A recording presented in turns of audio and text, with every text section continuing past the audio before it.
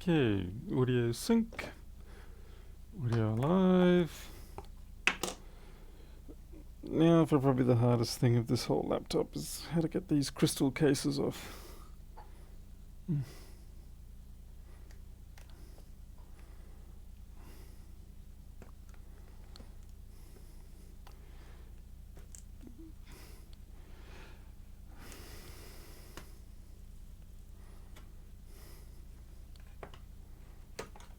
Hey John Doe.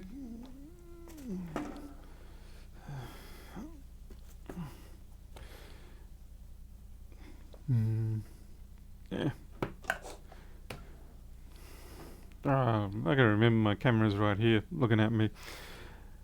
I forget where everything is these days. Cam, Evelyn, welcome. Oops, things falling down there. Oh well. Alrighty, well, we'll get into it because it is late. It's, oh crikey, it's 22 past midnight. So technically it's Christmas, so Merry Christmas to whoever's here in the same time zone. There's Skotech, and VK, and Chris Brown, and Greg, and BFC here. Northern Ireland. It's going to be nice up there, I think.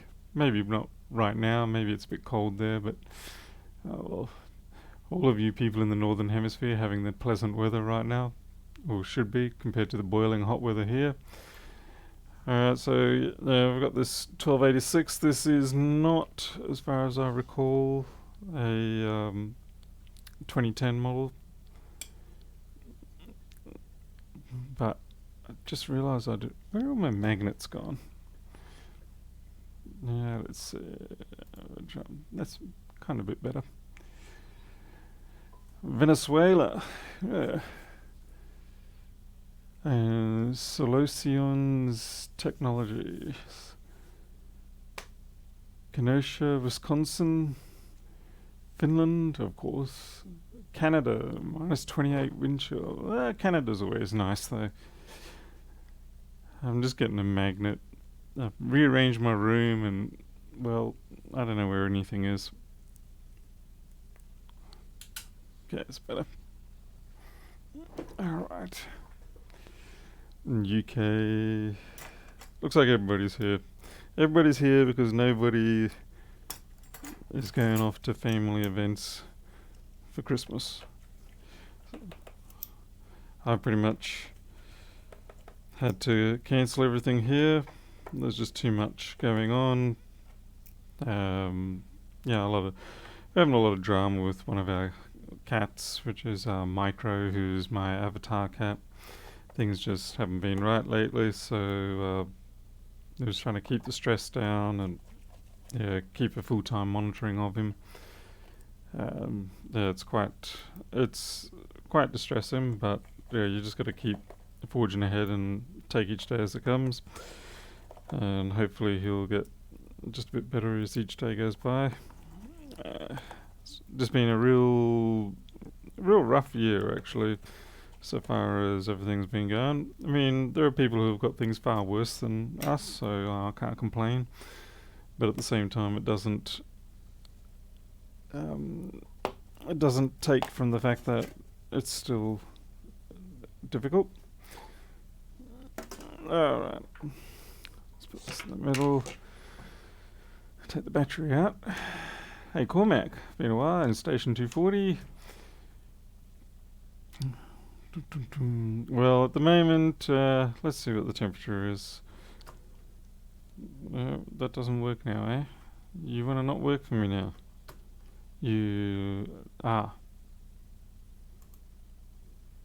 Paste reference, there we go. The temperature. Yeah. That is the new meter, by the way. Let's see, I wonder if I can get the camera to turn around. Hang on there. You can see it sitting on top of the power supply over there. It's the new bench meter.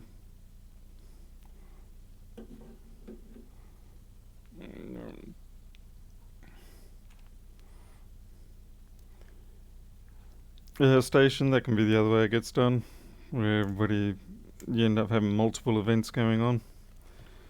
Alright, so this gets really hot and runs really slow.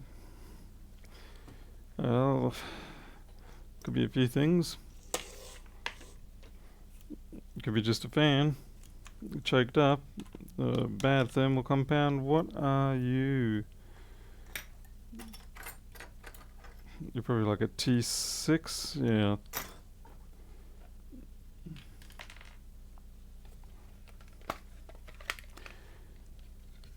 The new meter, yeah, I haven't used it much. This will be the first job I'm actually doing on it. Well, first proper job.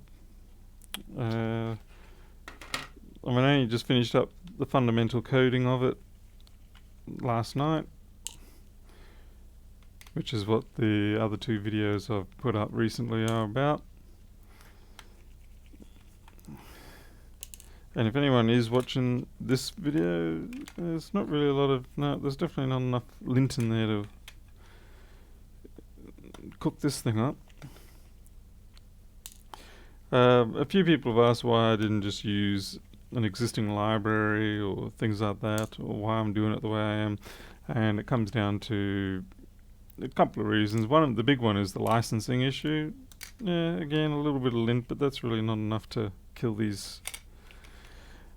Yeah, because I'm integrating this code into Flexboard View at some point, it needs to be commercially compatible.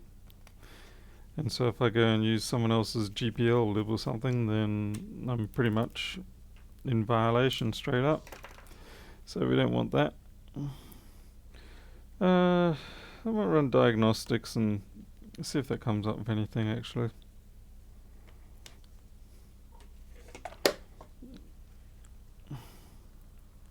The screen is cracked, but it does work. Let's see.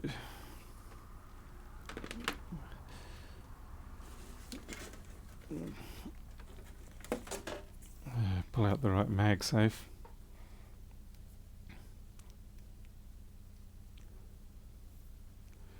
Oh, it was the battery. Oh, okay. Well, this person's basically saying that... So just make sure you get the diagnostics key ready. This person's basically saying they can barely even run like one instance of a browser before it just chokes up.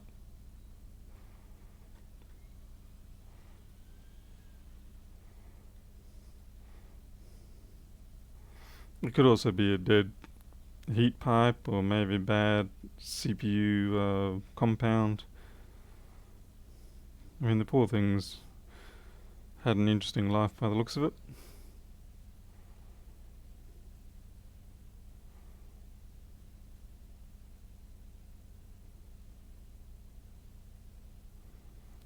Magnets migrated to South Antarctica. They got caught up in the water spinning the wrong way. Got sent down there. Really?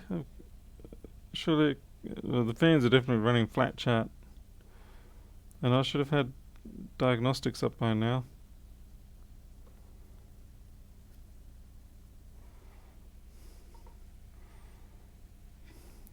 It's weird,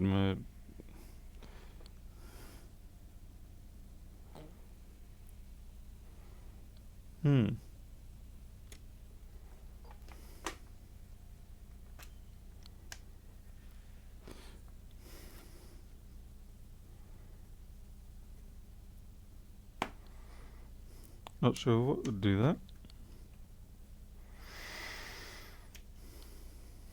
I'll disconnect the hard drive. Maybe it's the flex. I hope this thing's got... This is probably too early in a model for having internet diagnostics. And damn it, revisions to pull some awesome faces trying to look for those keys. There we go. Hey, ITM2. I think we might just have a hard drive issue here. Yeah, here we go. Could be a hard drive flex problem. That wouldn't surprise me on this model. I don't have a spare flex for this.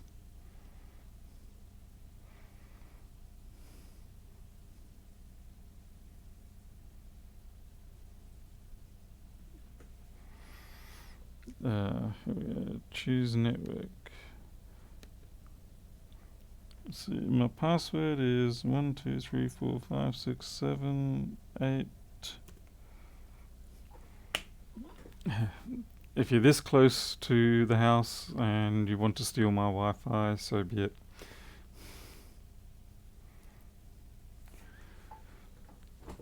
The only thing is the hard drive shouldn't make it go hot as such, unless the constant attempts to keep seeking are causing the problems. Anglias Asableef. I never run. What? Restart your computer and try running Apple Diagnostics again. If the issue persists, contact Apple support. Error code DC400. I can't say I've ever encountered that error code before.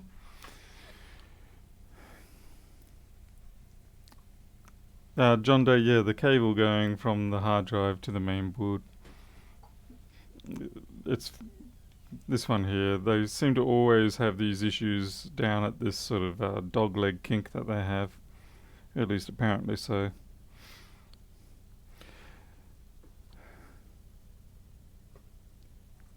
I've had hard drives sticky bearings run too warm. Yeah, I think these ones are the fluid ones by now. But yeah, certainly I remember in the old days, like early mid-90s, we would get bearings, like literal bearings in hard drives where you'd have to heat them up to get them to start loosen up enough to get spinning again. Anyway, so I've got an error code DC400. Hey, Pete Ellens? No, I'm not doing Christmas. Okay. A1286 DC400 error. Lewis would know this off the top of his head. It could be... I'm going to guess it's a date time error.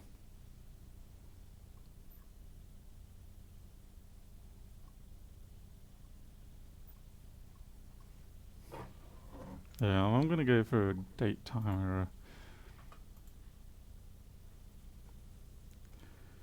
But yeah, no Christmas here. It's actually going to be a... let's see, goddamn, option D.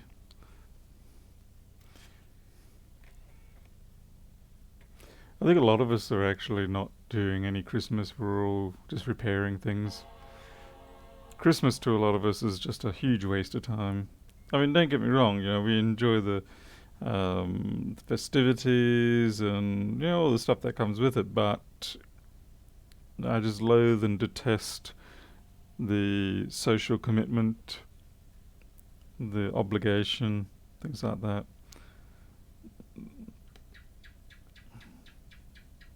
And Gecko's having a laugh at me. Having a laugh, mate. Okay. Here we go again. Oh, the enter key on that's broken. It's hilarious.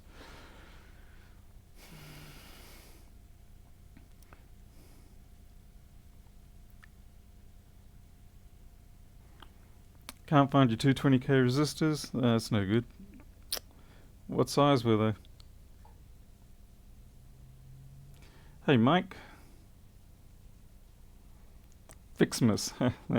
You know, that's actually... It's funny, but it actually could be quite catchy.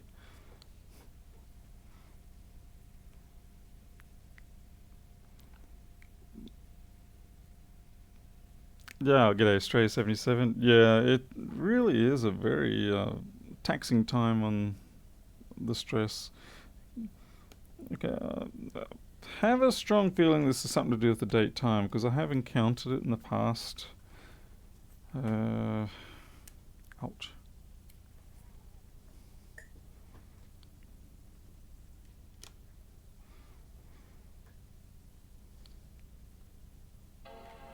A0603? Oh, come on, you can see those anywhere. You can see them from a meter away. Hey, Jane. Good to see you. This is not going to be quite as entertaining as other personalities on the internet, but, you know, a little more casual and a little more interactive. Actually, I think I should probably... Does this have... These have Ethernet ports. I might just use that.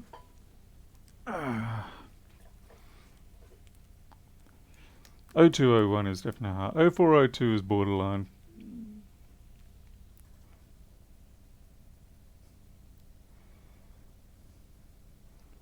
The first job I did with my multimeter, the new one, yeah, let's try with Ethernet cable. Let's see if that helps.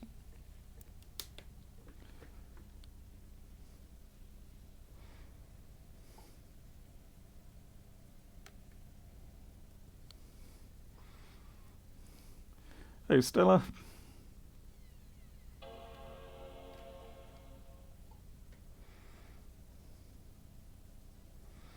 If I had a boot USB with the proper ASD on it, then this would... I'd probably save myself a lot of time compared to doing what I'm doing here.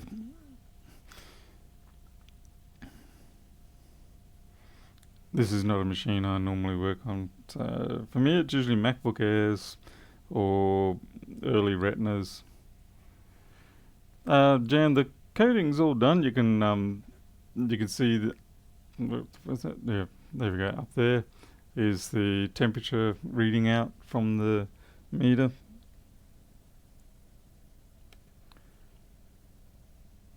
I mean, when I say done, it's... No, okay, what the hell is Deck 400 then?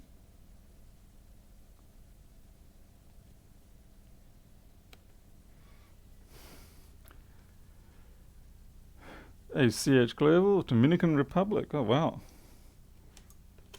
Well, welcome. And since no one has been able to tell me what the error is, Deck 400...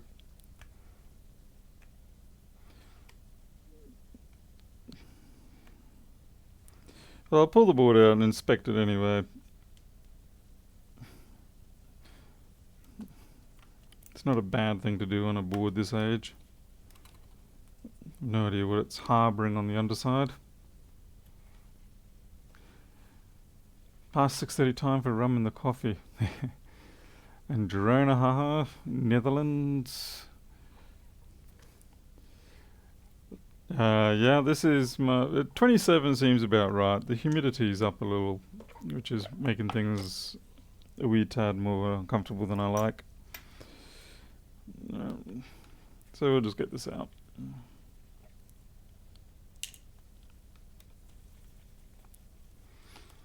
I actually already have given this person a A1278, which I didn't realise until I finally powered it up and everything was the i7 version. So they got themselves a nice little Christmas present there. Because all the ones I normally deal with are the i5s, and yeah, I fully installed macOS on it and went to check the specs. It was an i7. I was like, what? So scored a bargain. I think it was one of the ones I got for about $50 or so. So that was a nice win. Redo the thermal paste? Yeah, I think I may as well do that as well. Just make sure you remind me before I put it all back together without having to put the thermal paste on, because that is likely to be something that I will do. Oh, you little rat bags. I always forget about that there.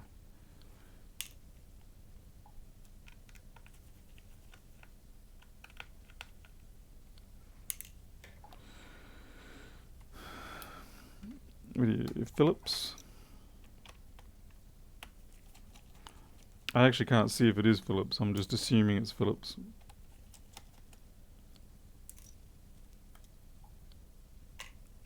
You're not going to fit, are you? No.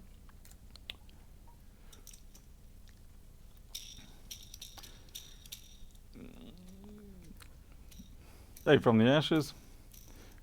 It's currently almost quad to 1 here.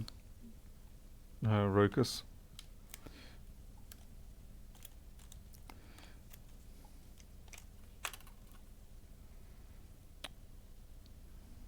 Camera cable.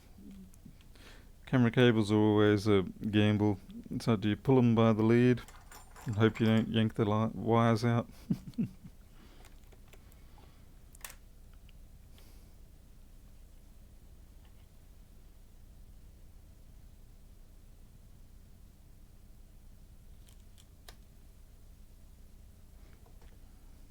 You seriously gonna make me take that out?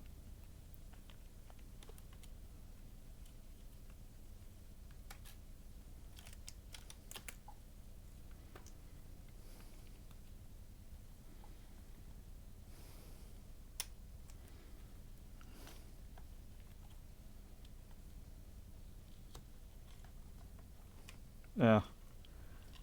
Sticky junk. Alright.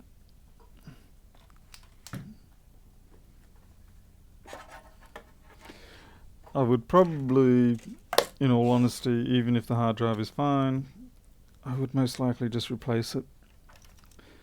I mean, what, solid state drives, a 500 gig, that's like $100, $120.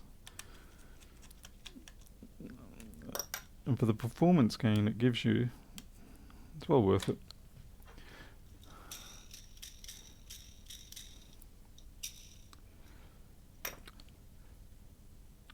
Okay, Rokus, well, thanks for dropping in.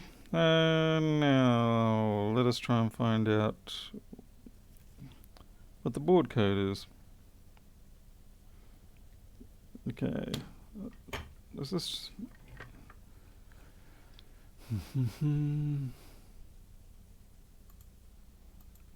No, yes. What do we got? A 3330 board. Alright, so we don't have a GPU failure coming up.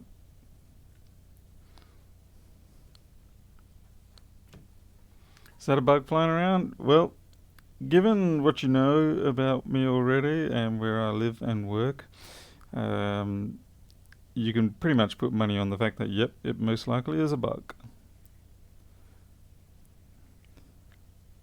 90% of living in this area is dealing with damned bugs.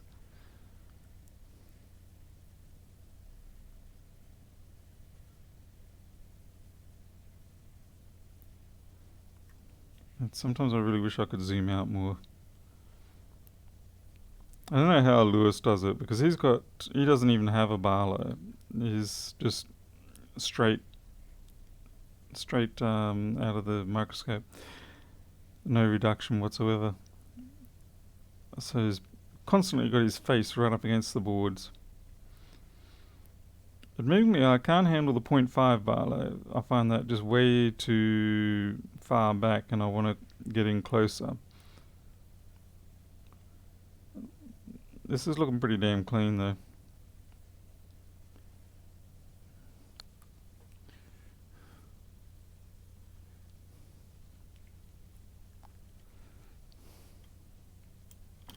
Oops, something fell off. What is that? What is this piece of felt from? I don't know. That will ruin the computer.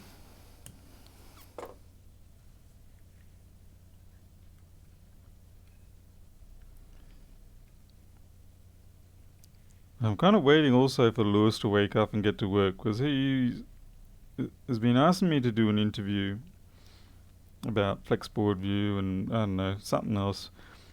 But I don't even know what to do it with, because I run on Linux, he runs on Windows, and I don't want it to look like some awful, horrible 3 frame per second calling from Pluto type lag crap. But I suppose I could do it on my Mac, because I do have a MacBook Pro Retina 1502. So I could try to do it on that with FaceTime. It'll only be 720p.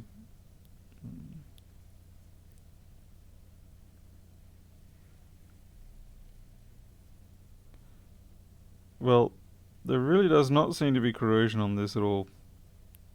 There's a splotch of heat paste there.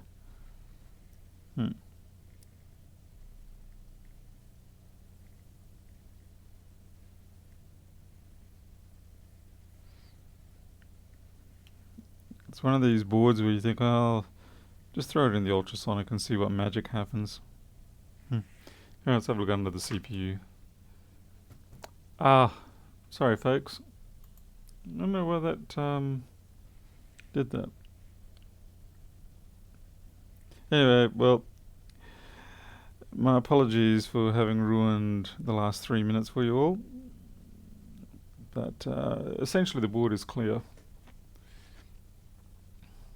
And I've just worked out where this goes. That goes onto the end of the heat pipe.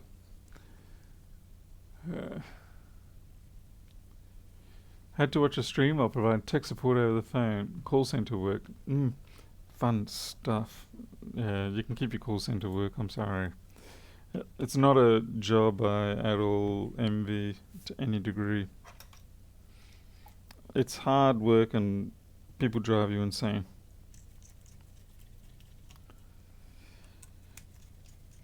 And if you're not driven insane by the people calling, you're probably driven insane by management or overhead controlling what you can and can't say to these people.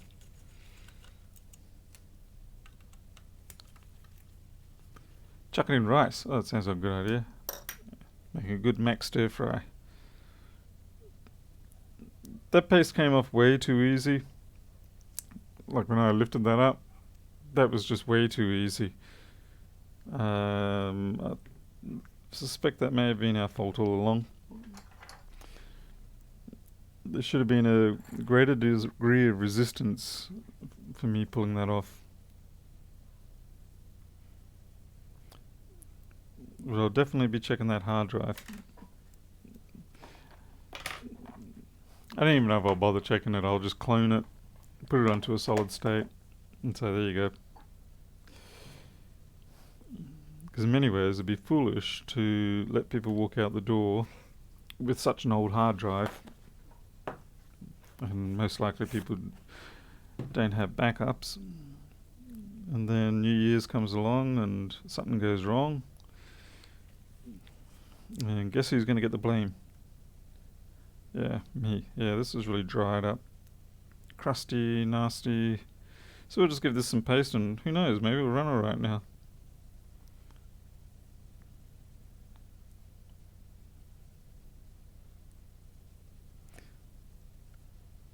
Oh, and a new cable for the hard drive too, probably. We'll have a check of that.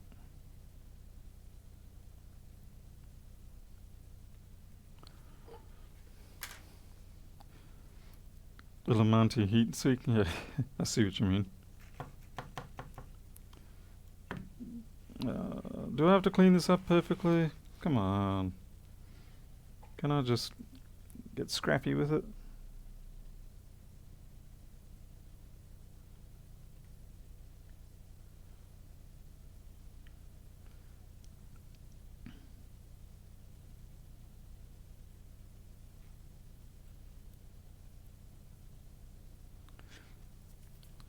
At least it's not that awful metallic paste.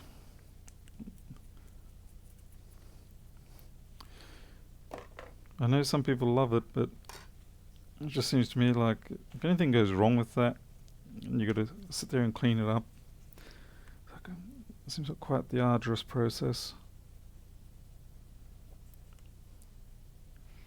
This one, you won't be able to see it because of my dodgy camera or whatnot, or not enough resolution, but this one actually looks like it'd been separated off, messed with a bit, and put back on. Hey Amy Cole, thank you very much. To you too. Stray77, you'll probably find that 0.5 is going to be, you're just going to feel too far away from the work, and you're going to get a odd sitting posture because you've got to be up so high relative to the board. Back when I bought this microscope, which was only back in last September or whatever, everybody was getting the 0.5s, and I decided to go for a bit of a gamble, and I went and got a 0.7, and I think the 0.7 is definitely the better option. I do have a 0.5 as well. Because I thought, well, I'll try see since everyone else is doing it. And I did not like it one bit. And I actually got that before I got the 0.7. I got it from a different source, whereas the 0.7 was coming from China. Okay. Yeah, we're not going to go perfect on this. I'm sorry, we're just not. I need to find my CPU paste. CPU bonding. There we go.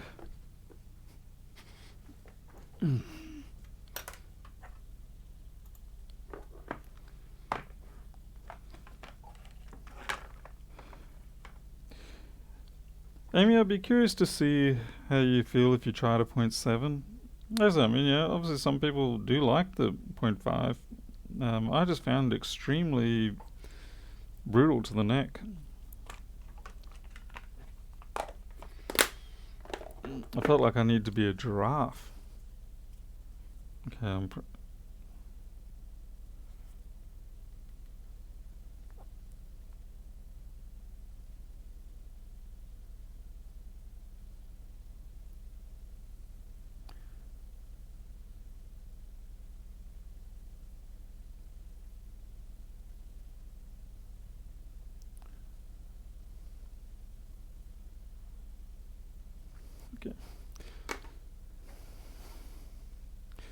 It's not perfectly flat, but that's fine by me, because I'm going to do the old swish around. Like when you're on a bluing table with a block of metal and you want to find out where the high spots are, you put it on the bluing table with a bit of, I think it's Daikin dye or something like that.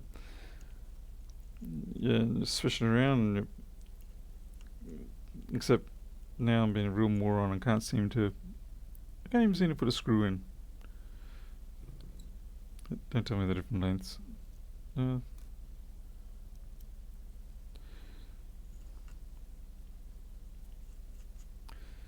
how many people know of another channel called Alex Steele? He's a blacksmith, and he's just recently moved from the UK to Montana, US. I asked because he got his MacBook wet. He dropped a whole jug of coffee or something on it, and the sheer number of people jumping up saying, Lewis Rossman, was quite impressive. So I was like, there's quite a lot of crossover, it seems. Yeah, John Dove, sorry. It's just limitations of equipment, I'm afraid. I need better lights.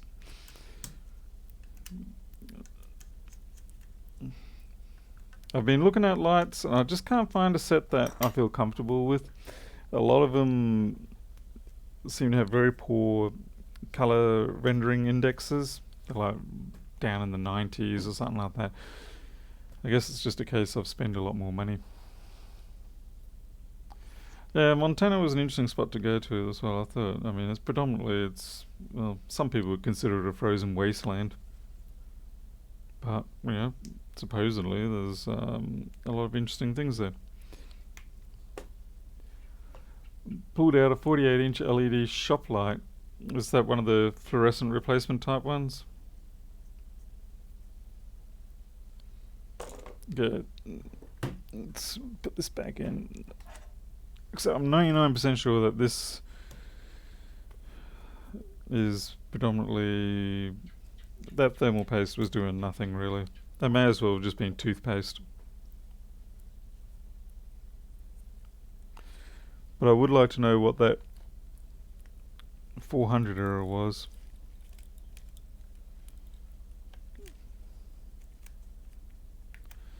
Now comes the hardest part of all of putting these boards back in.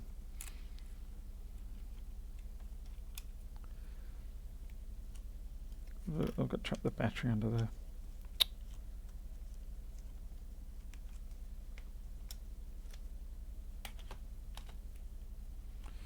So how many cables did I trap? I've got another one under there.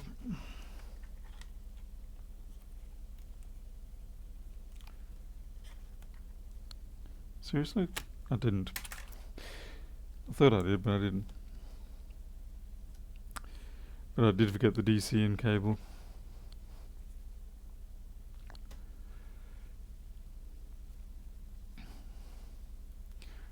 Hey, Matt Inman, Merry Christmas, you beautiful bastard. You must be, you must like beards, I guess. Now, personally, I'd probably shave this off, except that it is strictly forbidden by the terms of marriage. Um, if I, well, if any of you are married, you'll know why. It's primarily because of the scratchy. Not that I'm complaining. That's a good 5 to 10 minutes a day I don't have to waste anymore, and I get to wear my hair long because that's a good half hour, 3/4 of an hour saved every couple of months. Not, not to mention some money by not going to the hairdressers, or if you get it done at home, that's saves sitting around in a chair. Now, if they had something like barber mites out of Futurama, I'd probably cut my hair more often.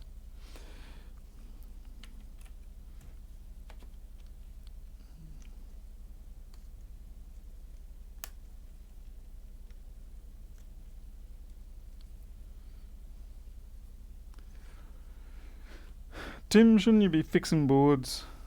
Come on, buddy. You're not loafing around, not like me.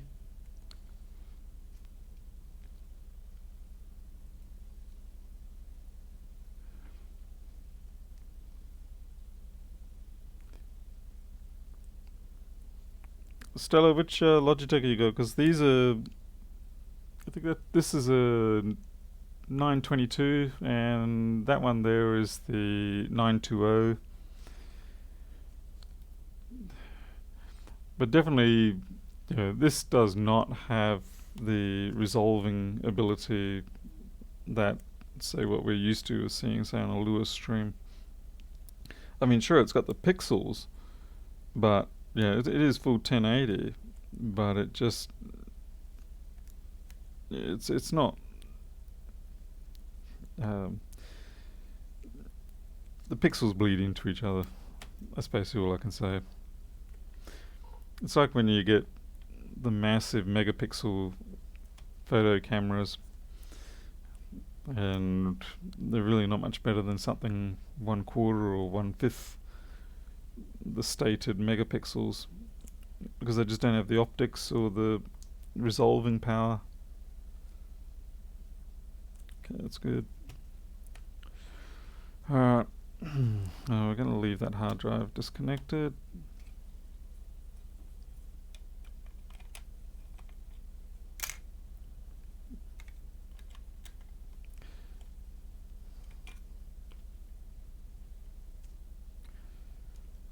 These sweating up in the gloves already.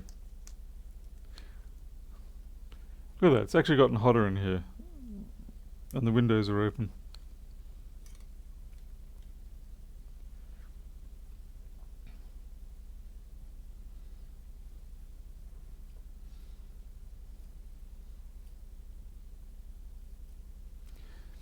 Now, I wondered about the 930, Amy. I saw that, and yeah, I saw it was. Uh, I think these ones have. I think it was about a 78-degree angle. Wide field can be more useful. I'm kind of half thinking if I shouldn't get one for what my wife wants to do, because it's more of a wide angle type scenario.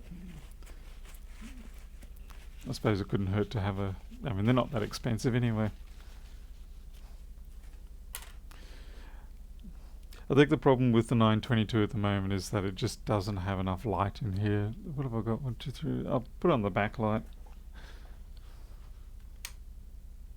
Yep. Someone forgot the. There we go. Doesn't help much because I'm going to cast the shadow anyway.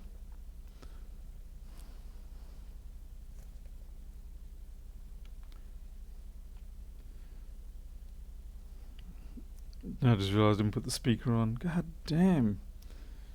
What am I doing repairing MacBooks for? I don't know how to do anything.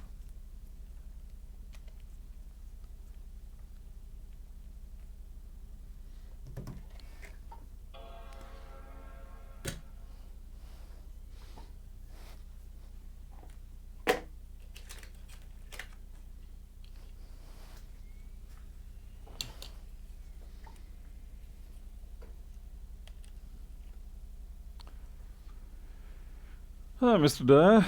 Welcome. I did reply to your request that you sent me on the programming stream just before.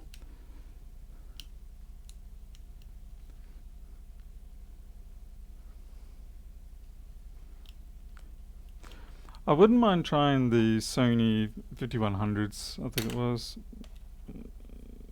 That was the one that Lewis did originally use for his face camera, I think it was.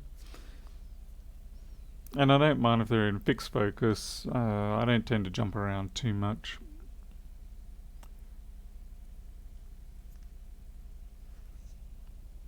Yeah, this is just booting off a... Pardon me, this is just booting off a High Sierra USB stick. I'm kind of curious to see how the performance goes.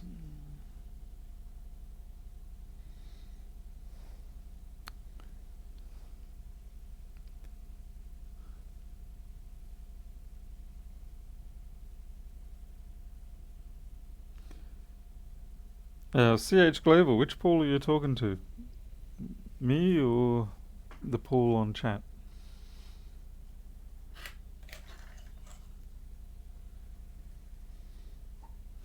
Does a dunny actually flush in the opposite direction, Per Lewis? No, it doesn't. The Coriolis force is not strong enough to impart a bias or a meaningful bias in such a small body of water.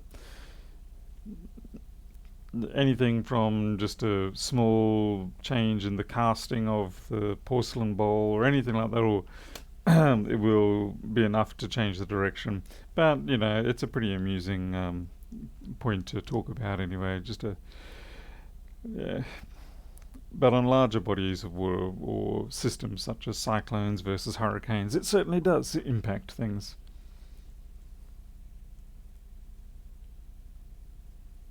Hey, Enfan. The Mantis destruction, that should be interesting. I say destruction because it's going to be very interesting to see if it ever actually goes back together properly. Amy Cole, how has the quick been for you? I've been trying to order the best BST-863 hot air station. Oh, okay. I've seen the 863 and supposedly it's got more power and more airflow and things like that, but to be honest, it's a little bit cheaper, I think it was, than the quick. But I think the quick is probably going to stay the primary choice for quite a while, particularly at the price point. I know it's sort of expensive, about 220, 230. But when you think about what they used to cost for hot air stations, it all of a sudden, you put it back into perspective and it's dirt cheap. I think the biggest thing that they really need to come out with something at around about the $200 mark is a decent fume extractor. Because I think Quick have one at the moment, but it's still $450 for basically what is a glorified vacuum cleaner. Hey, Roger Lortz. Tempt to spend a bit more, stop being so cheap and buy an 8. I would definitely probably go the 861DW. Otherwise, you're essentially just doing a gamble. You're becoming the guinea pig for everybody else to base their decisions on. It's different if someone pays you to do that, but yeah. Okay, I'm going to set the clock on this, and like an idiot, I haven't put the battery in.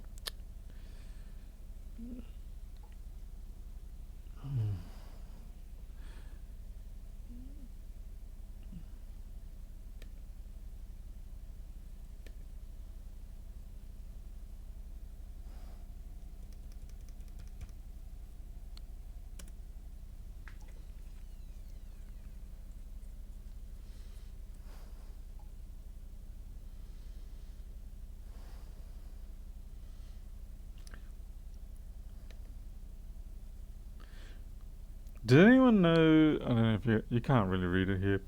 I have got a Wi-Fi network appearing somewhere in this network, this neighborhood, and it's called "With each router, I grow stronger." I don't know. Is that some sort of malware that's infecting routers? I checked my routers and nothing on them. No Weller. With Weller, fuse is optional. I'll be kind of curious to see how Weller reacts to the fallout from that.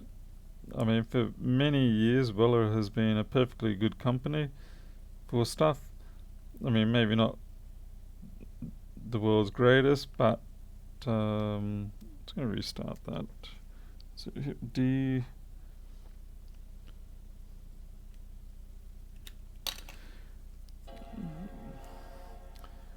But I'm kind of curious if they're going to have some sort of serious fallout on that.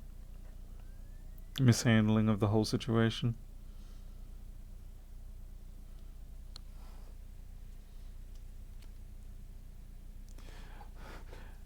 And I thought that at first, but the thing is, I've been seeing it pop up in multiple routers in multiple different locations around here. So maybe it's just a local micro network. Maybe someone's sharing their internet so that other people can get access to it without having to have a landline come through.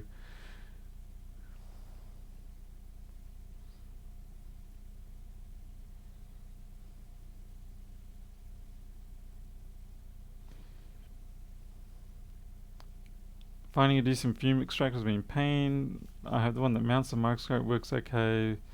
Yeah, they really.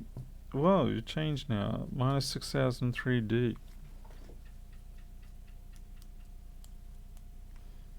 Hmm. Ah. Oh, crikey, that hurt. What random pains I'm getting. Okay, battery, you better hold for long enough for me to get this into you.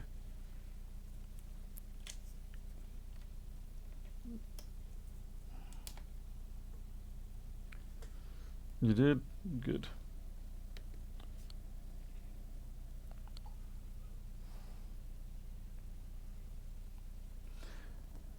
But yeah, as probably everyone else is saying, if you can afford it, get the Quick 861DW. They're really. There's a reason why it's so popular with everybody.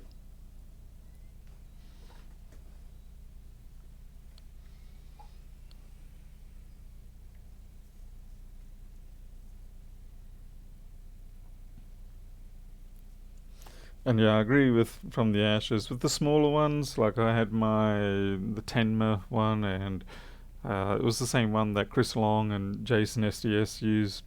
They are perfectly great for iPhones, but definitely when you move up to doing MacBook boards, you can get caught out a few times. Okay, I don't know what's going on here. So if anyone can tell me what DEC 400 means, that would be really nice. Please, bro. It doesn't seem to be date related. I'll put a Ubuntu stick in, see what happens. Restart.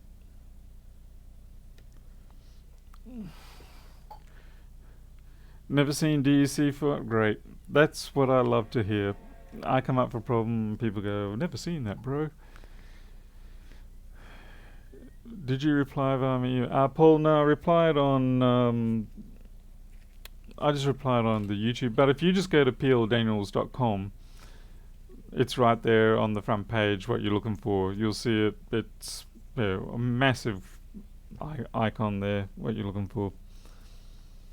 Yeah, just go to pldaniels.com. I don't know if I can bring it up.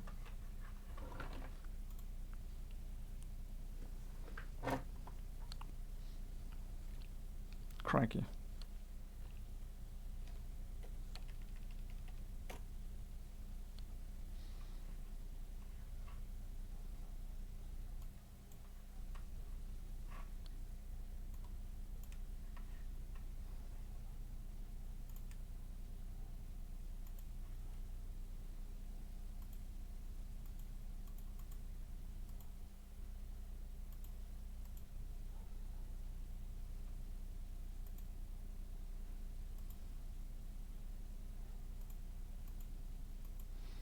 Here we go. So yes, peeldaniels.com, and that's everything that anyone needs to get in touch with me or anything. No bootable device. Insert boot disk. What? It's not my night. Again. I should have stuck with coding. There we go.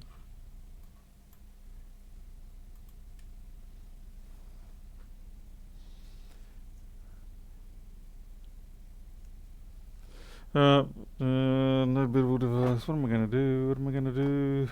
That one doesn't work. That doesn't work. Just give me a moment. My room's a little messy, so that's why I'm shuffling around like an old man.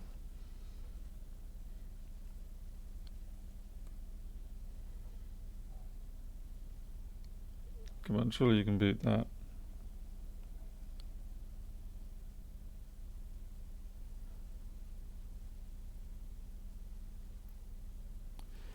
Jimmy Collins, thank you very much for that.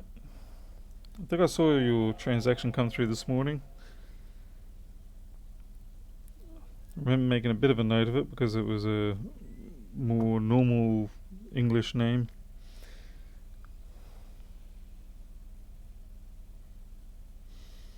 So those of you who have actually been to my site for the flexible view recently may have noticed how it is covered with warnings and stop and all sorts of things, basically to try and tell people not to buy the software. Because I ran into a really ugly situation where some people had bought the software. Let's see, try Ubuntu without installing. Yeah, I think we'll get. Yeah, it's already done that anyway. They would buy the software with the wrong, without testing out, say, Open Board View first. And I mean, I appreciate the support that they were given by buying the software, but the trouble is when it became something that it wasn't quite what they were looking for, or they had the wrong preconceived notion of what it was going to do. And then there's the whole refunding and all that, and it gets a little bit ugly because my alarm bells sort of go off a bit because I'm thinking, great, is this person trying to scam me or whatever? And then we'll get things like they would say that I hadn't delivered it, or they never were able to download it, and then had to go through a great big fiasco with PayPal and sort of show PayPal, look, the IP address that they purchased it via on my site is the same one that just downloaded it. I had all the correlating information, but PayPal kept giving them the money, and they kept saying that we never downloaded it, we never got to install it. But their very first email to me was, we tried to install it, we can't get it to work. And I tried to give them support, and they said to PayPal, well, we never got any support. And it's like, what the heck's going on, So all those things were setting off my alarm bells, thinking that these people are just trying to scam me or get their money back and have a free run. So I don't know if PayPal ever actually took their money back from the people. I eventually got my money back. I kicked up enough of a fuss that PayPal probably just sort of thought, we'll just throw the money back at this guy and shut him up so he doesn't cause us any more grief. Because I just kept hammering them and say, I've got proof here that the person has installed it and they've used it. It's contrary to what they're telling you. So anyway, so that's why on the website now it has got a lot of things saying don't buy the software unless you really know what you're doing. Thank you, Paul. Thank you. I will check that after I've done this fiasco here, which I don't seem to be having a lot of luck with. It's definitely getting hot. Hotter than I would expect. A lot more CPU power being drawn there. It is really cooking up. It's almost like the fans don't work properly or something.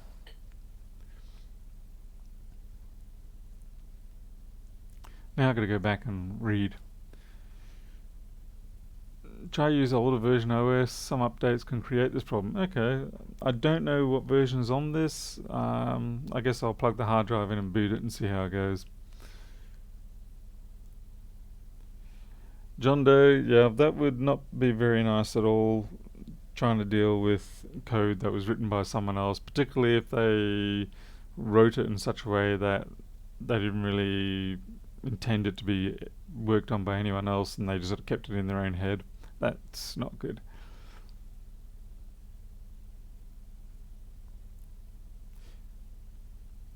Your OBV running on your Pi. I think I tested it on a Pi. I think it was a Pi 2 Plus. Or was it Pi 2? Anyway, it was one of the older ones, and it was okay. It wasn't great. Has anyone tried it on the? I suppose I should try it on the Pi 3. Was it 3B Plus or something now? What year is this from? I think this is a 2012. This is an A20330.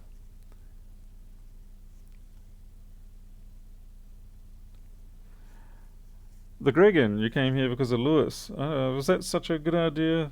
You're not going to hear a lot of the same things here.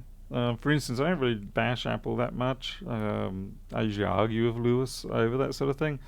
Like, I know he likes to bash the quality of the boards, but really, in my opinion, compared to other PC laptops, the board quality and part quality tends to be very much the same thing.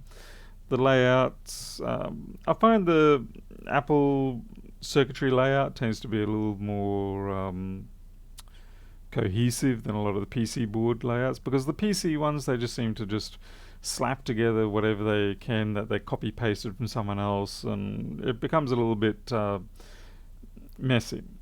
Asus boards seem to be really bad for that, or at least they used to be. But the MacBook boards seem to be a little bit better than that. I mean, do they make mistakes with their designs? Absolutely. There's no way that you can have this many parts with so many possible things that can cause trouble and come out for perfect board every time. I guess the case is they sell so many of them and they are under such a strong spotlight that the failures are going to be quite noticeable. And the fact that they're a $1 trillion company, they really should do a much better job at dealing with the faults. I mean, faults happen, but the way Apple drags it out and tells you that it's not until it's almost at the end of the lifespan, that's really the part I'll definitely agree on there. Okay, this is not booting up, so something's not right. I'll try to put the hard drive back in and see.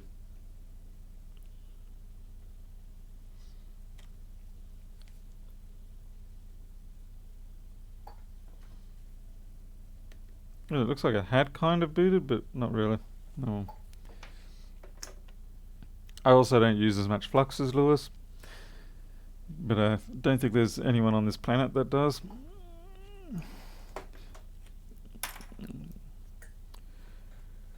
Alright, I'll plug that hard drive in and see how it goes. TCRS, yeah, they all, I mean, really, with PC laptops, to be fair, if you understand one of them, then you can work on a lot of them. The patterns, the modules are all there, just cut, paste together. But I find a lot with PCs is the corners they take tend to jab you in the face too much. There are some brands that are really good, but then that might be for one model, and then the next model it's a bit of a outrageous disaster. Okay, I'm just going to put a sheet over this. I always feel like most PC manufacturers just use auto router. Yeah, that is kind of true. It does feel like that.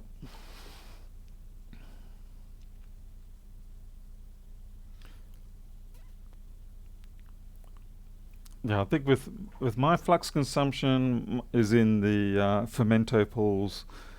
I definitely am not up there with the. Will this not turn on? I'm definitely not up there with the amount they use.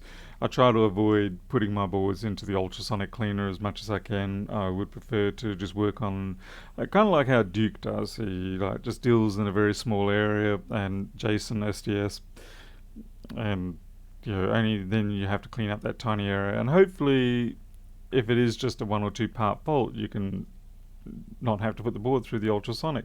I mean, ultrasonic can be great if you've got a board that is clearly got an overlay of corrosion everywhere, and okay, fine, throw it in the ultrasonic. But if it's just one component that died or something, I'd rather not. Okay. Damn, I don't know this person's password. Or maybe I do.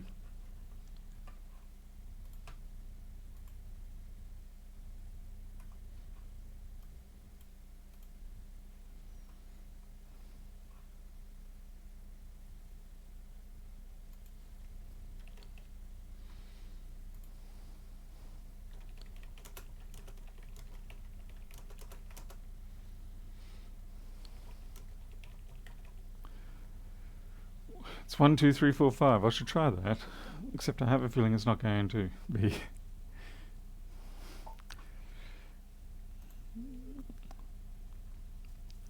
Okay, these gloves are now getting too wet. I have to unload. I'll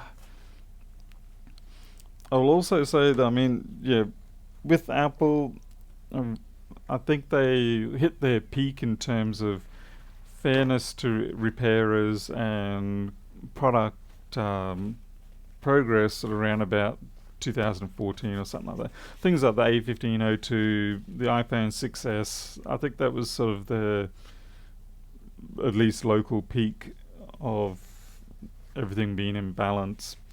And since then, they just seem to have decided to ramp up all the sensor protections and things like that, making it difficult to service for no real compelling reason other than to make it difficult.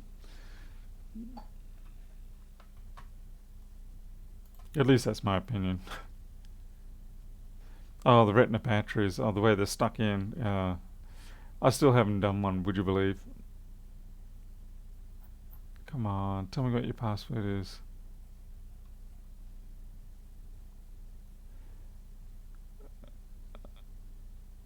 I've probably got it in my discussion with the person. Nope, nope, nope. I'll just have to wait for them. Hopefully they're a late night person.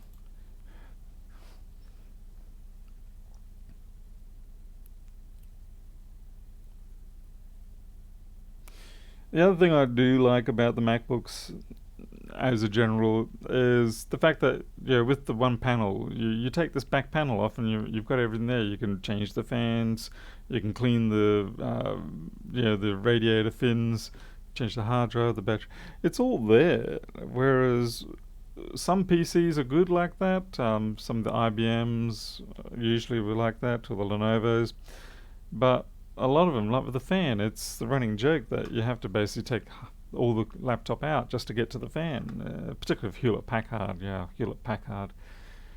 Have I opened a T420? No, I haven't. No. Okay, that's a bad one. All right. And there's no consistency, so one model of a particular brand is going to be really easy to work on, another model is going to be a complete nightmare. ASUS early laptops were just, I'd get so frustrated with them. The fact they're like sandwich stack layers to get down to where you need to go, and I'd just lose track of everything and throw the laptop out if it was my own. I agree. The keyboard on the MacBooks is a nightmare. The whole riveted in thing, but in comparison now, pretty much every modern laptop in a PC world does that too. You got to replace the whole top deck. On the upside, at least with the MacBooks, is even though you do have to rip out that board, they did have the foresight to actually use rivets into the aluminium top deck. So you can at least put replacement screws in there, whereas PC manufacturers have gone along with those plastic nipples that they just simply plastic weld back down, and you just can't replace those. Business class tend to be easier than consumer grade. I actually agree there. I think that's where the difference is, say like the Lenovo's, but then this T240, 440, 420, they're business grade machines, aren't they? Oh well. Now I've got to wait for this person to get back to me, so that's not going to be any fun. It seems to be cooling down. Yeah, maybe not. Yeah, the fans just stopped spinning. That's because it's off. Did that just die?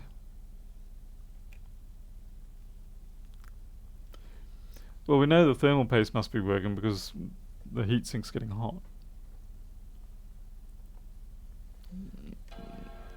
Do not tell me you just shut down.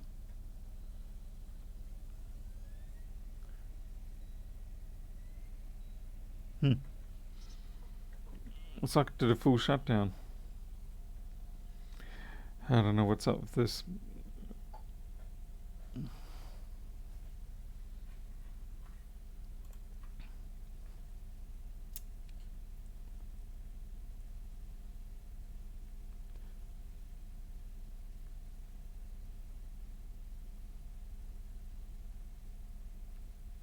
TCRS, this is an 820-33330.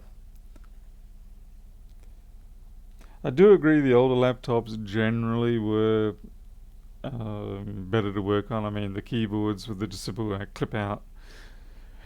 3S150. I do not have 3S150 on hand here, I'm sorry. Which means I will have to just do that later. It could be a bad sensor. Would explain the fans going nuts. Alright, 3S150. I'll just have to find that and do it. Because the board is not giving me what I want. There's no indication of any corrosion that I can see. It's misbehaving in strange ways. So I'll have to get 3S150 or 155. Well, either of those, I don't have them. I'll have to... You may have sent them to me, but I don't have them on a USB stick at this point, so that's going to take me too long to do. Alright, do I have something else that I can fix? No. Nope, I generally don't. Yep, so this is going to be a completely useless stream for everybody. So congratulations, Paul. Oh well. This thing's still spinning.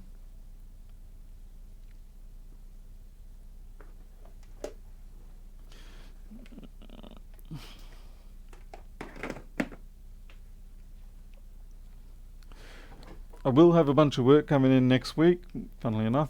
I think there's about 5 or 6 machines coming in this first day of postage returning. Unfortunately, here in Australia, the Postal Service takes a pretty big leave. Generally, nothing happens until probably the halfway through the first week of New Year's, so that's a bit of a bummer. If you want something in a hurry, no chance of that. Alright, flip that off and put that aside. I'm very sorry, everybody. I thought I was going to have something interesting here, but nope. Where's the other one that I wanted to fix?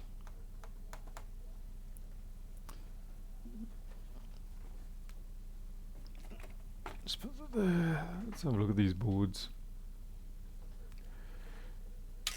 Post is shit here all year round, not just Xmas. Alright, fair enough, yeah, you'll win on that one.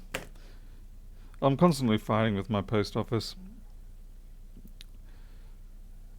What's this? This one's mine. It's a 3437, and I've got on it works. Oh, well, what the hell?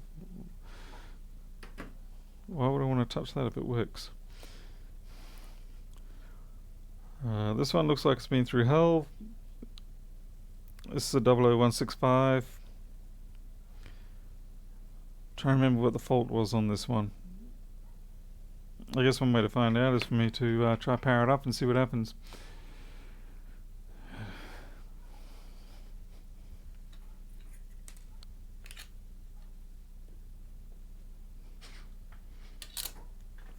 There's a couple of boards that I traded with people recently because I just simply... the customers are in a dire need of getting something working, and I happen to have some repaired boards on hand that would suit them, and so I sort of just sold them the repaired board. One question, Tim Sinshaw here. Reball the CPU sounds like a brilliant idea. I've got a Lenovo that I was told to do that. Pernov actually told me, he says, just reflow the CPU on that one. And he was actually serious too. mind you, what he really means is like 200 degrees at 5 minutes or something like that. Not actually so hot that it would really melt the balls.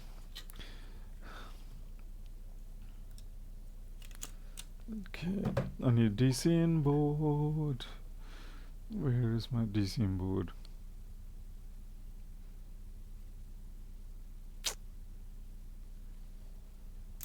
Need more of those flexes.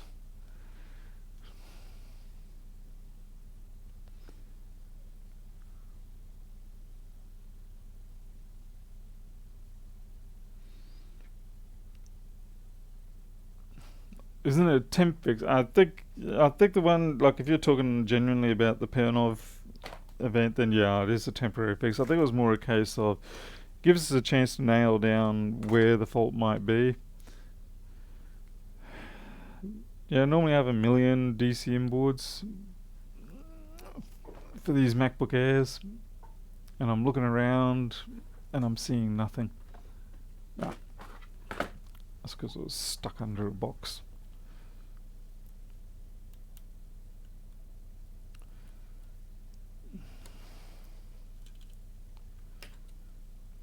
I sure hope this 1722 Flex is okay.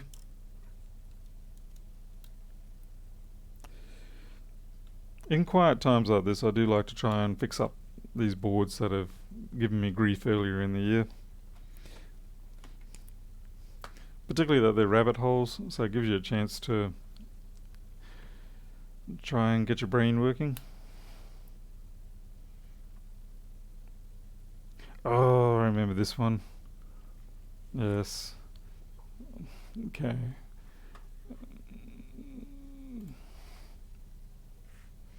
Let's see, I was so desperate that I actually installed the state LEDs to find out what was going on.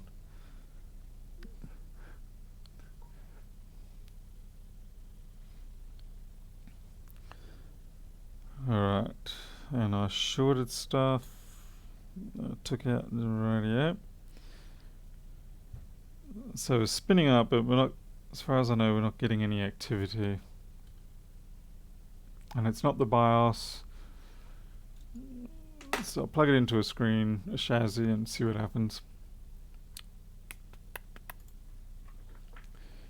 Where's my spare chassis?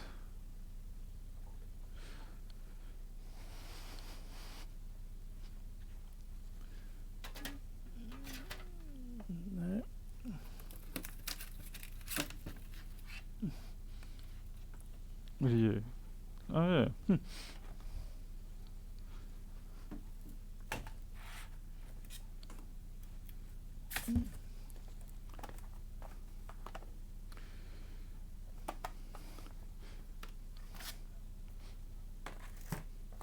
I'm just looking for one that doesn't already have 1,000,000.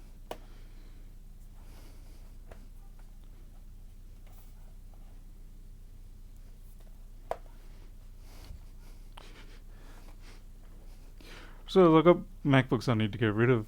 So this 11-inch 1465. I bought it, I fixed it, it was broken. I fixed it, and now it just sits here. And I have the conundrum of wondering, do I need to keep one so that I've got a tester, or do I sell it? And if I sell it, then I get the money. But you can guarantee if I sell it, probably the next machine I get in will be one that needs me to use it as a tester.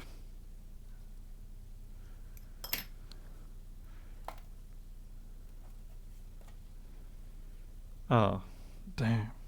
It's a bad screen one.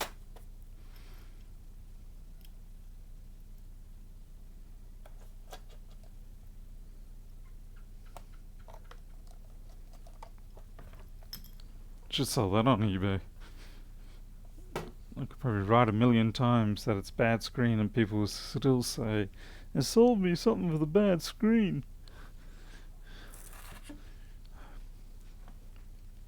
It's like I really don't understand with people buying on eBay. when they get this stuff and they seem shocked by the fact that they bought something that doesn't work.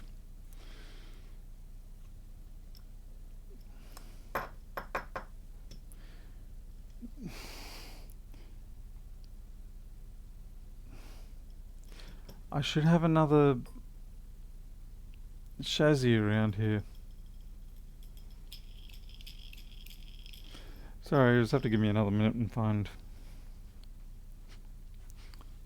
Ah, where are you guys? Center punched? No, that's definitely not a good one. Ah, here we go.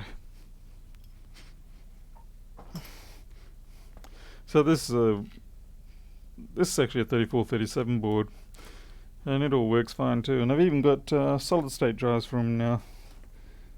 You think I'm going to sell them? No. Got a weird obsession with keeping. I think it's Jess's disease. You keep them as pets for too long.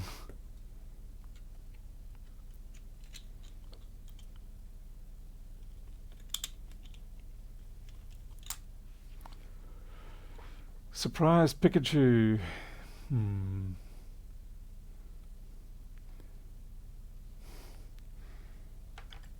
Are there parts on the 1465 that are strictly unique to the 1465?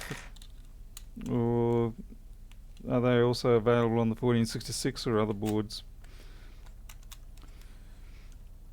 I will say, promoting my own stuff here, but with Flex Board View, with the part find feature, that was one of those things that you code just as an afterthought, and then you kind of realize later it's like, hey, that's actually a really useful feature to have. It cuts down on the number of donor boards I have to have and the number of delays I have to deal with, because instead of waiting for a specific donor to turn up, more than likely I've already got a existing part that will do the job. Okay. Do you want to get more donor boards? Oh, well, that's fine. Yeah, I mean, absolutely. I still don't have many. I mean, I've probably got maybe 10 or 15 donor boards. I think I mostly went through the 165s and 3437s more than anything else.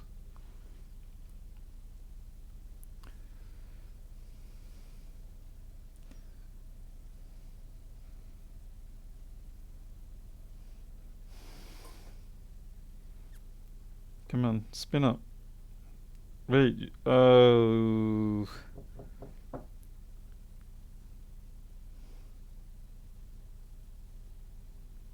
Yeah.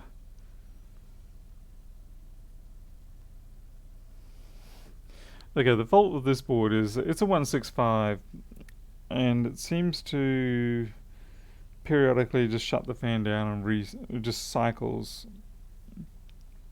Unlike the 3437, which will stop, start, and then go, this one does not. This one stops, starts, stops, and goes, but then doesn't actually go. I'll get a 5-volt power indication, but there's no CPU activity.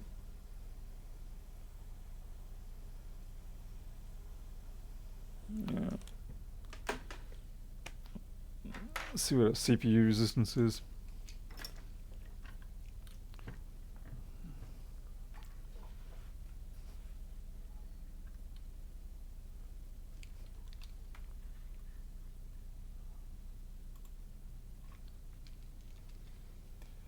Check and replace U1900.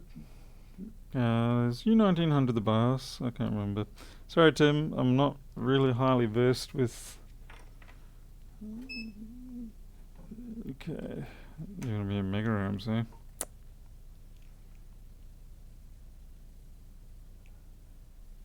Cat hair, marvelous. So we got 10 ohms, 10 ohms.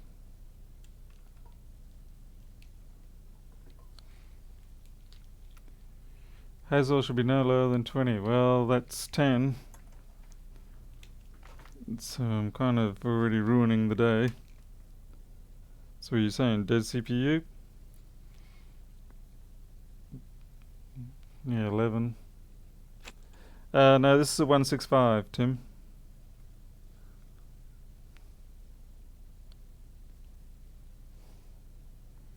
So you tell me, is that dead CPU?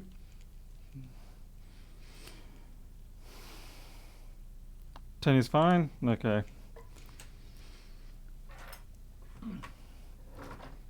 Let's bring up open board view. Ugh. Flex board view.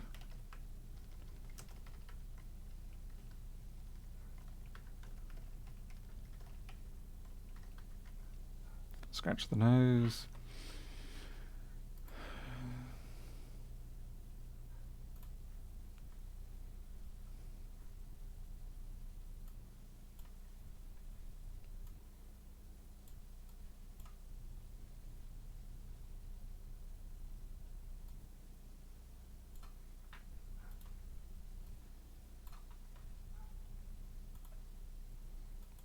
Wrong, wrong, wrong.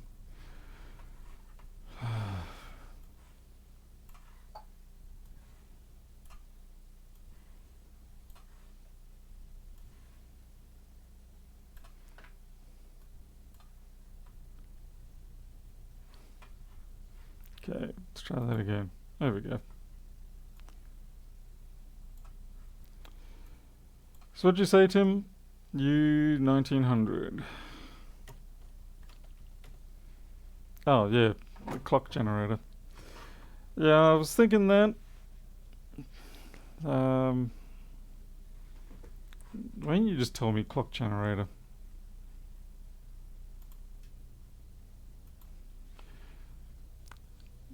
I'm pretty sure when we have a look, you will see that I have gone over those quite a lot. And I'm pretty sure I replaced it a couple of times. And I think that's why I started going a little insane and start putting in the state indicator, LEDs and things like that. Because it was like, everything seems to be fine. But it's been a couple of months, so it's entirely possible that something will actually show up now. Or I'll look at it and go, hey, that's the fault.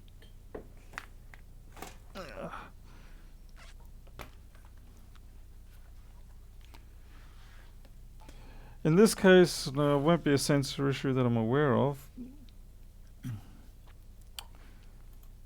So, I mean, I could be wrong, but I'd be very surprised if sensor issue will stop it from even bringing up the BIOS. Okay, yeah, you can see I've gone over it a couple of times. The flux has made an awful mess and picked up probably at least one cat worth of hair. We'll take that chip off and try again anyway.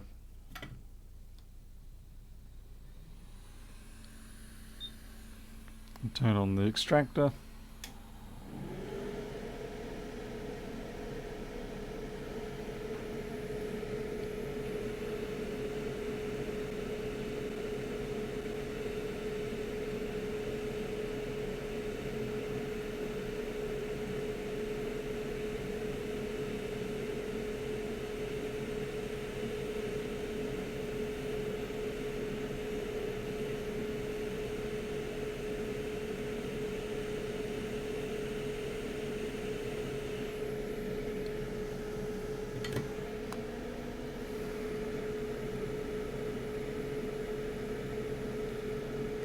Because you're right, Tim. Normally, that is the sort of thing I would expect. You know, trace issues between here and here.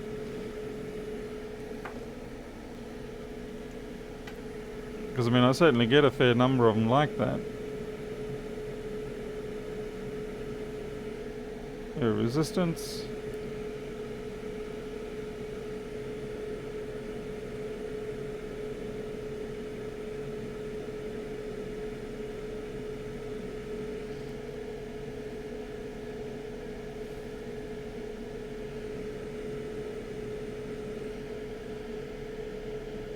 Yeah, I mean that's fine. 0.33.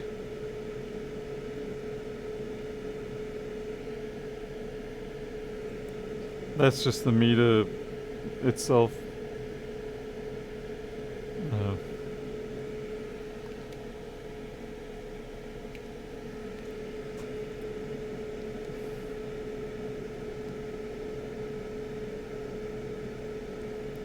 Uh, the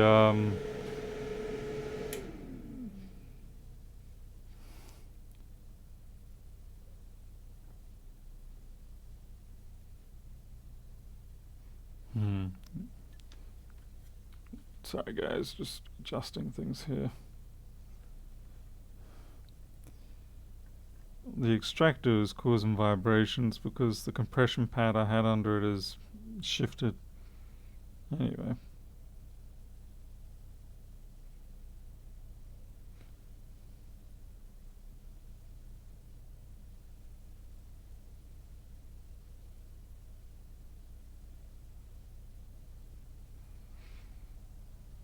And what are the chances the crystal's no good?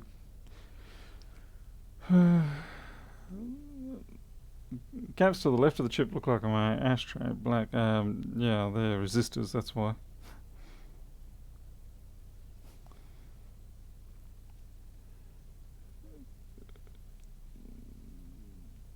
I don't have a scope, unfortunately. I can measure the... I'm just going to put that back on. I'm pretty sure I replaced that a few times, so it's probably actually perfectly fine. It looks like a chip that I took from packaging. Let's see, pin ones. Ah, gotta love it how it sticks like that.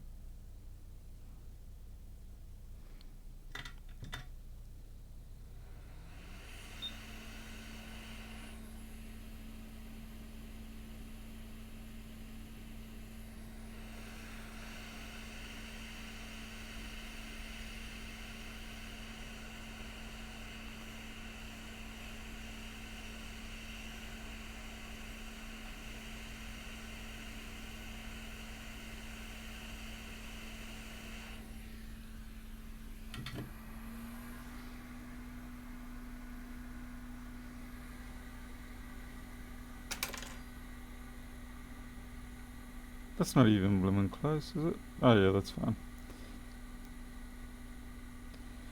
Now what we can do is we can actually see if we can pick up the clock on this. The new meter might be able to do it.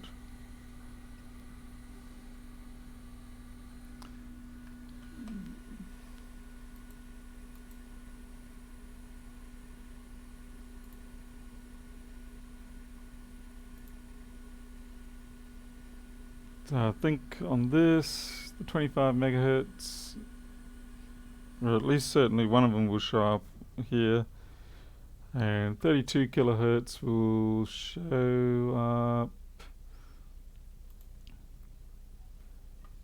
on this pin down here. Might just get that scrubbed down.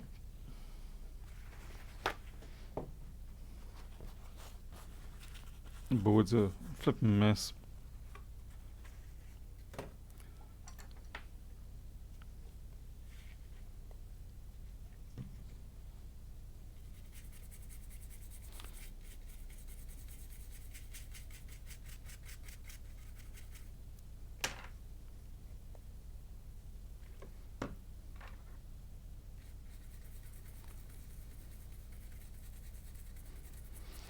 Now, I don't even let my cats anywhere near into this room, but unfortunately their hair certainly gets into the air, and if you leave anything with flux lying around, it most certainly gets in here. That, I know that's definitely one of my cats. That's not good. But like I said, yeah, customer gear, the actual stuff that is being worked on, is kept in storage boxes with sealed lids, precisely because I don't want this sort of thing happening. It's very hard to keep cat hairs out, or hairs in general.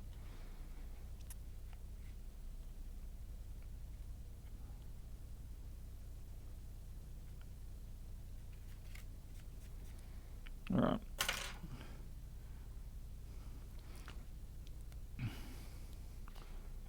So what I'm going to do is plug things in again. And then I'm just going to see whether I can pick up my clock.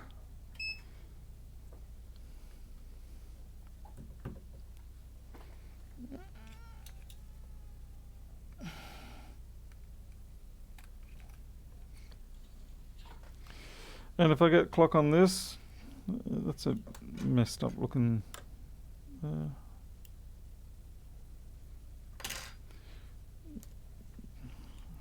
then who knows what it's going to be.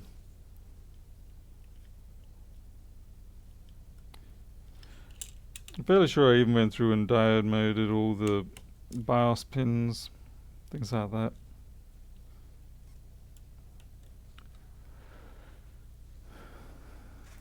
Okay.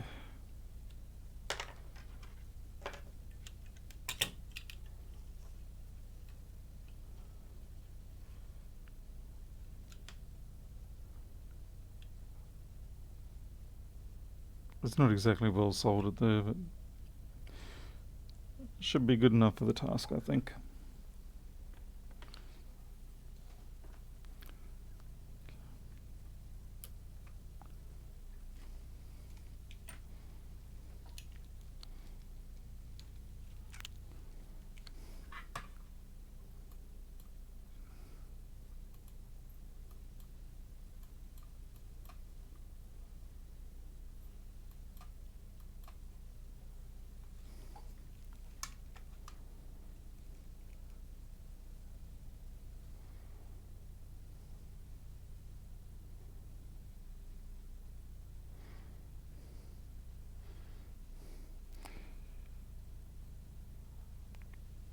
I think this meter doesn't do up to 25 megahertz. That's why it's going all crazy. Alright, let's find that 32 kilohertz.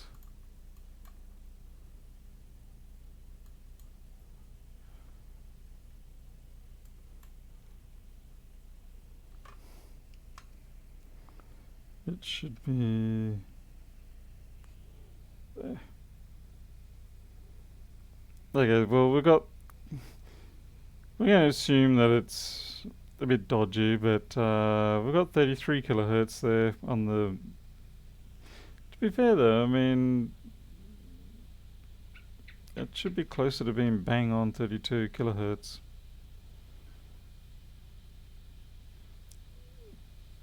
It seems to be jumping around. And the fan's going flat chat.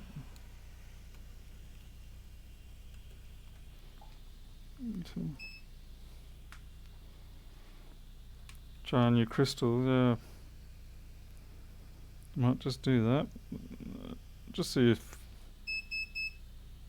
What, how you...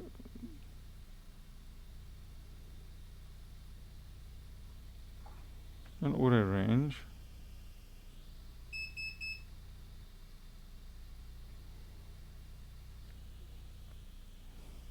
Okay, I'm measuring G3 hop. PLT reset L. I'll have a check.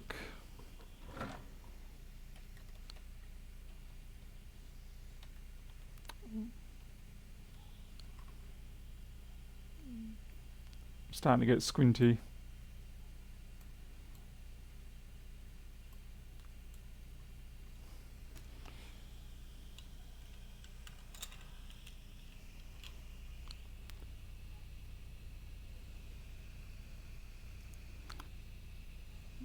Okay, that's that middle pin on that.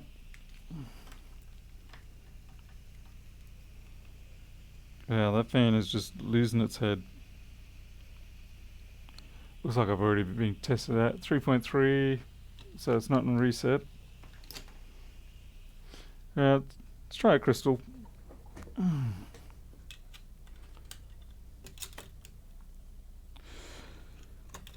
I would sooner, in all honesty though, believe that the multimeter was just not very good at that sort of thing. It is possible for crystals to drift, but that's a very large drift. Hey, hi. How you going?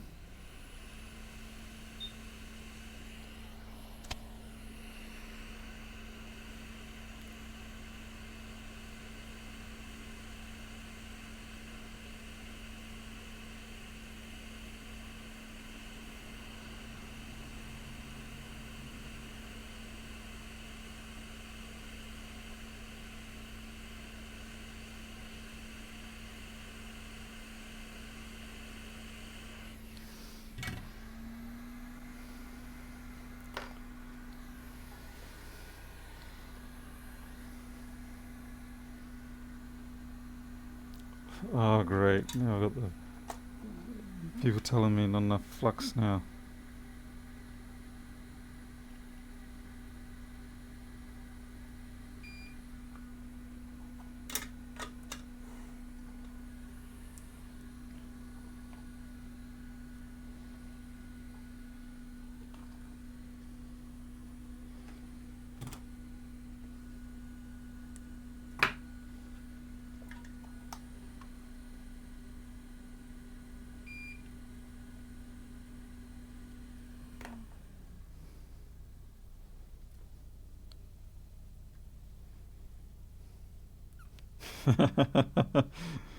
You don't even work there and you're shilling.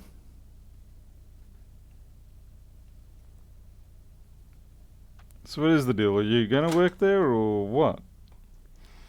I mean, you've been there once or twice and they liked you. Or have they scared you off? It's you're a 165 bullet, so we'll steal your crystal.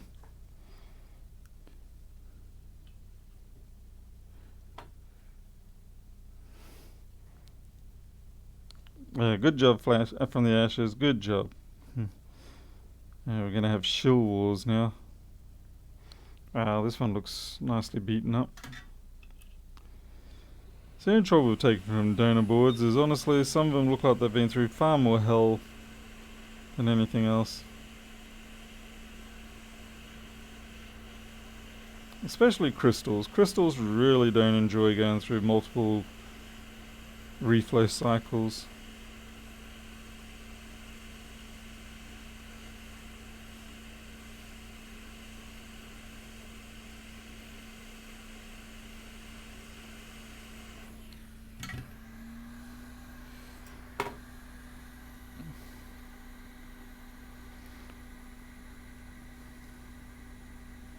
I will tell you now, I do not have high hopes for this.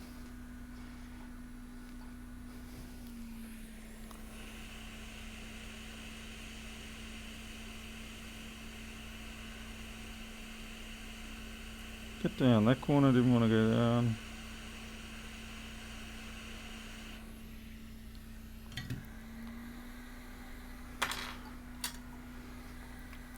Looks like I'm as talented as Lewis for getting wonky pads. Yeah, that's good enough.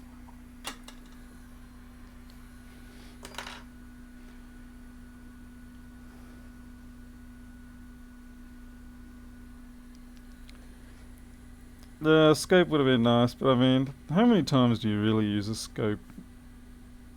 I do actually have one, but it's a pain to set it up, to keep it on the bench, and why does that look like shite there?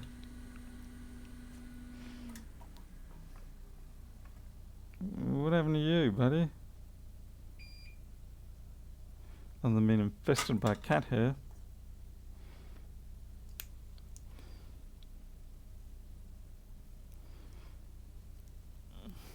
I mean, a DSO I could see the use for, particularly if you're trying to capture communication waveforms. But I think overall they generally are oversold a bit in terms of their usefulness for this kind of work. Definitely they're invaluable in a great many areas, but they're certainly not the cure-all for a lot of the work we do.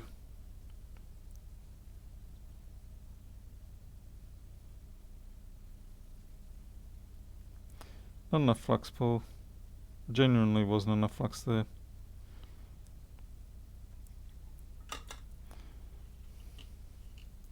At least I can test now without needing the screen, because all I've got to do is just put my USB stick in. And if the USB stick flashes, rather than just simply the I've got 5 volts flash, then we know we're good.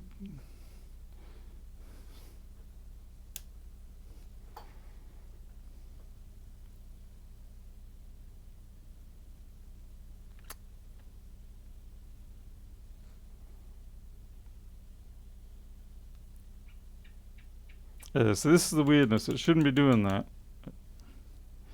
See where it stops? It should not be doing that. Did I just see a flash?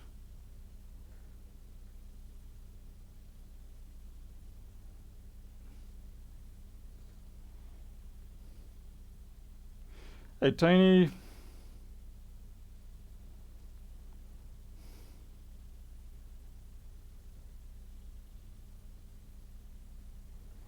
Alright, we're just gonna wait because Senor Tim says to wait. Push that out of the way. Screwdriver and tap areas on the board. Oh dear. Hey, Hayden, who seems to be having a fun time here. Alright, how's this one look? This is a... what is this? 2-point Phillips. Yeah, it flashes when you first turn on. That's just it saying it's got 5 volts, but that's not a data access one. See if you can get it to shut off by tapping.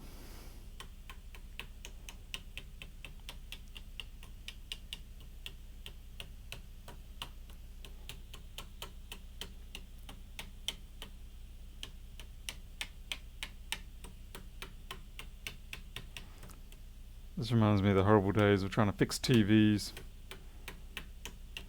Actual CRT TV with the tube. Never liked that one bit. I was always worried I was going to just blow my arm off one day with the high voltage. You get bitten every now and then, but I couldn't take it.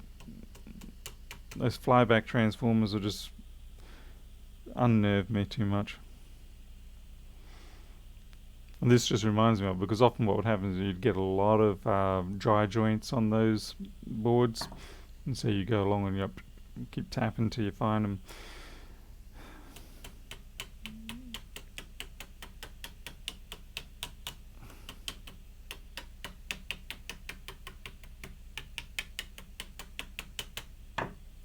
No, we're not having any luck, Tim.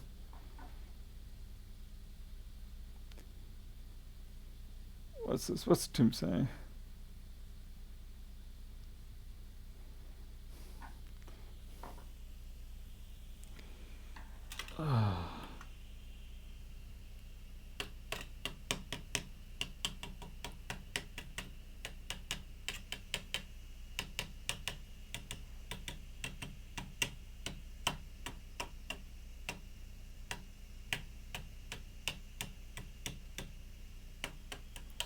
Percussive maintenance.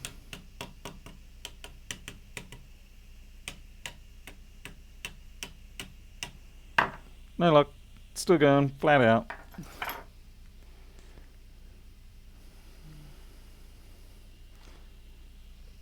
Tesla's Apple, yeah. TV tech was, like, it was all the rage in the 80s and early 90s. But I'm glad it's over and done with for the most part. I'm glad that now we really only, I mean, even now with, it's become even easier with the LED backlights. Don't even have to worry about the CCFLs. Percussive adjustment. Percussive maintenance, percussive adjustment. I'll take either term. We used to call it percussive. Oh, great, now you may have forgot what we used to call it. Maintenance.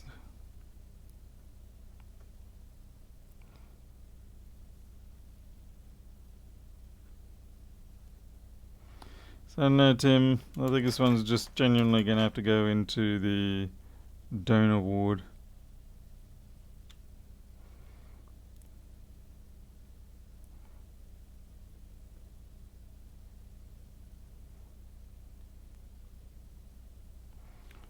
It looks like I've gone over most or all the suspect areas.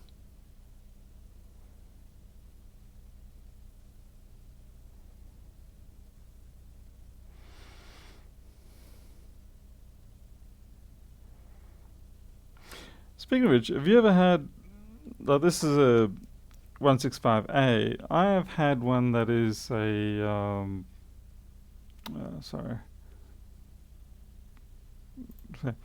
I've had one where it's a 1652 or something like that. It's not an A. It's a different board altogether. I don't know where I got it from. It wasn't a donor board. It was actually out of someone's machine, but it was not an A. Probably dated CPU internal trace issue from CPU lines. Yeah, 5 quid for hitting, 100 quid for knowing where and how hard. Yeah, that's the truth. Yeah, I'd say we're just going to have to donify this one. I'm sorry.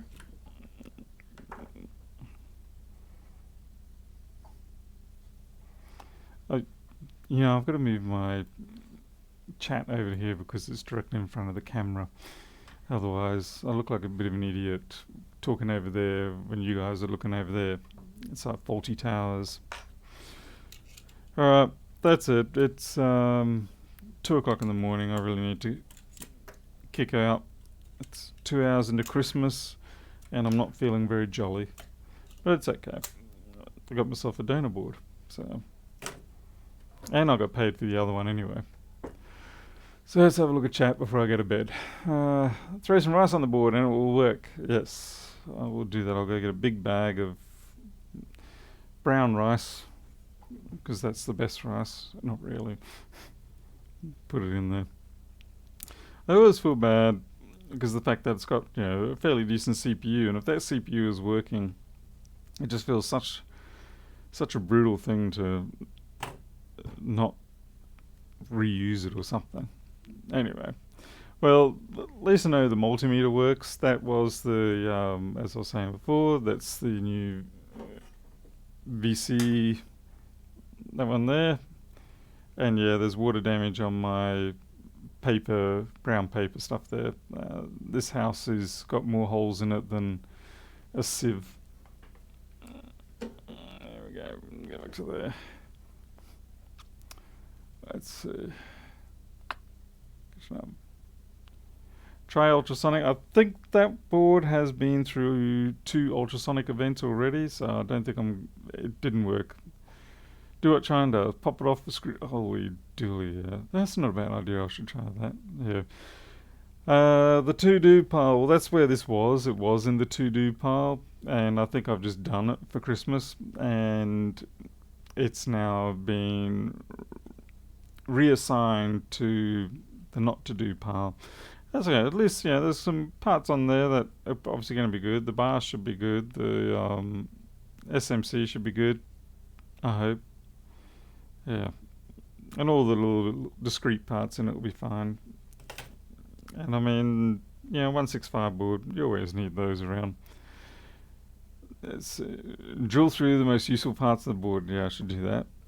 That'll be the SMC or the BIOS. I'll drill through that. So, speaking of which, has anyone ever had to do any work on that chip there? That one there. The one under the shield.